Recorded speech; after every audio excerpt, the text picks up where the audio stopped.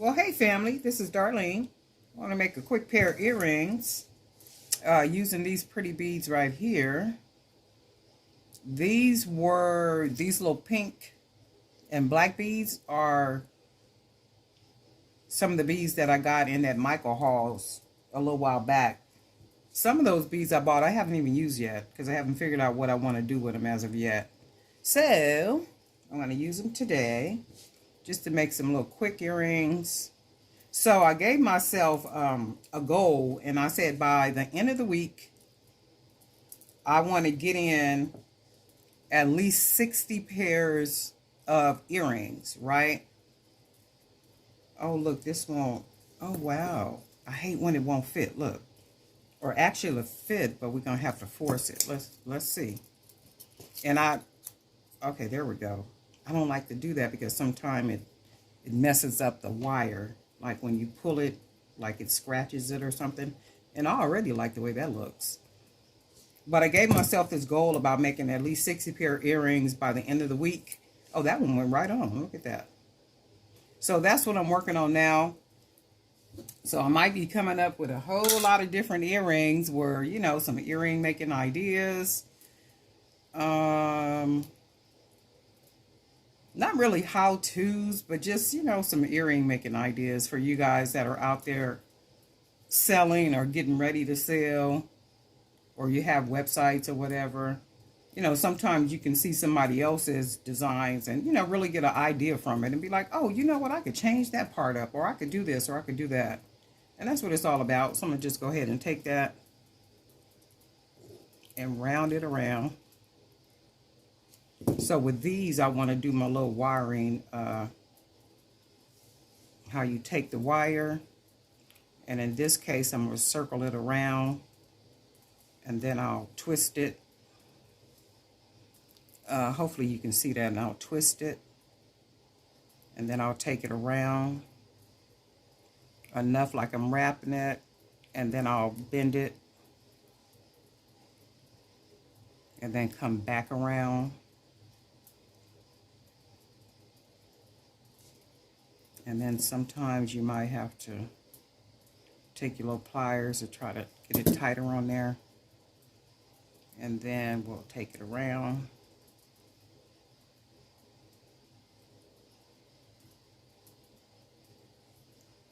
And then twist it around the bottom. So then we want to clip off that little extra.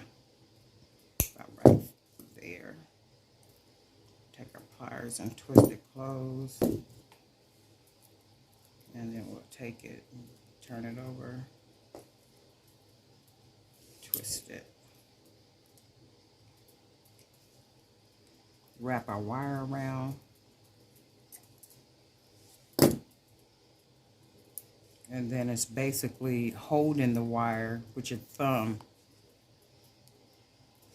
And then taking the wire back to where it turns out, where you got it like this. So then you want to wrap it around, and then you twist it. Well, not twist it, but wrap it, and then take it back around, and then twist it. Not twist it, but wrap it. You know what I mean. Let's see. And then we want to take it around. I'm going to just say twist it, and then take it, and then you want to wrap. So then we want to cut this extra wire off. Take it and turn it in. And then we got that. Sometimes you might have to go back around with your pliers to try to flatten it, that wire, the best you can. And you got it there. And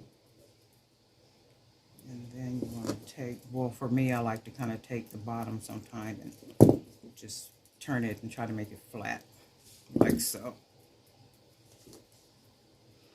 And see, that's just a really quick, easy pair of earrings.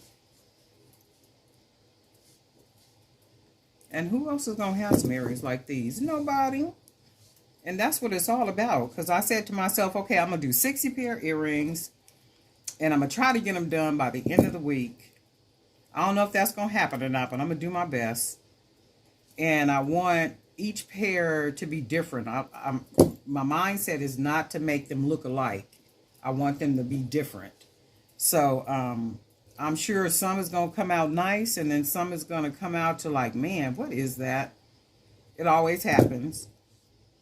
But I like to try to,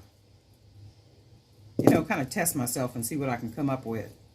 Because sometimes you can just sit down and just start creating. It's like, let me just sit down and see what I can come up with. Sometimes you got to take a break, and sometimes you could just, make it straight through. So I'm going to see if that's going to be able to happen. So look, these are cute. Now see, that's a nice pair of earrings. Very different. See, very different. You ain't going in no room and somebody got these earrings on. That's the whole thing about being creative, right?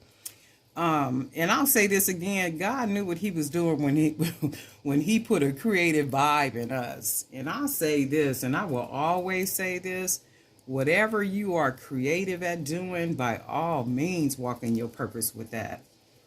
Because he didn't just give it to us just to give it to us. And then sometime I think about, that'd be my alarm going off. And sometime I even think that for some of us, okay, I just happen to be a believer that all things were preordained before the foundation of the world. That nothing happens by coincidence or happenstance. So there are people who create, like they may paint jars, they may use Mod Podge to do things, they may make scrapbooks and journals and like whatever it is that they do. But think about it.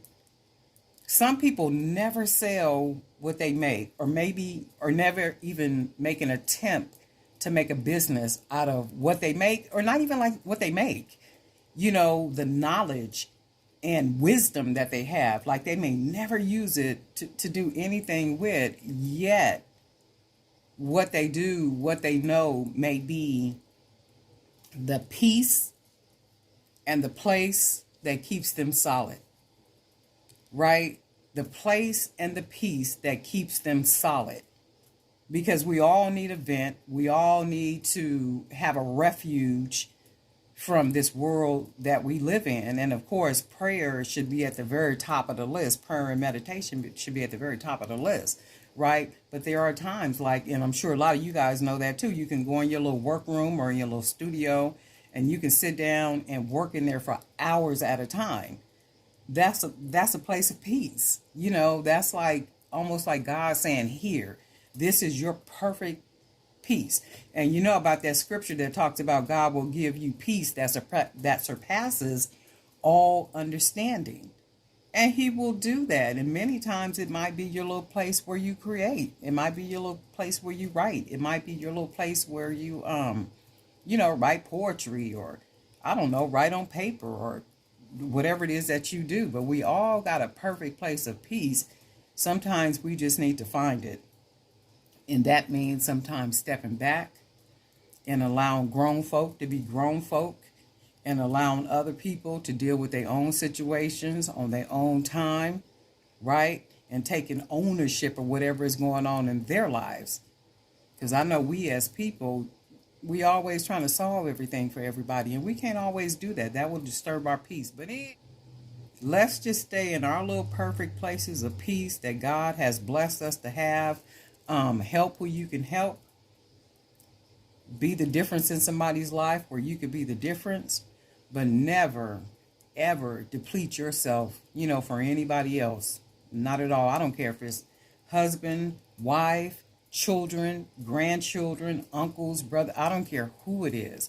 Because you ain't no good for nobody if you're not no good for yourself. And I said all that to say, my people, find your creative place and then live there.